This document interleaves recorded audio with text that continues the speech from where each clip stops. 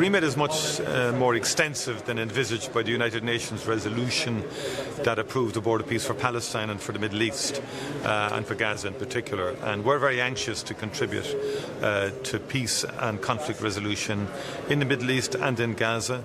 I met with the President of the Palestinian Authority this morning in terms of the need, for example, for comprehensive humanitarian aid to get in and also to support, for example, additional, the revenue that Israel has belonging to the Palestinian Authority. If that was released, it would give them significant support and sustenance. And also around the issue of decommissioning and disarmament. There was a role there for Ireland in respect of those kind of issues, and I've met with some UN personnel as well who were involved, and we can contribute in those areas.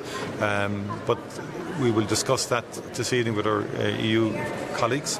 There is an issue in terms of the fundamental point about the United Nations being the key arbiter for peace in the world and conflict resolution, and obviously we're aligned to the UN. So it's a much different proposition to the one originally envisaged by the UN resolution, but we will seek further clarification.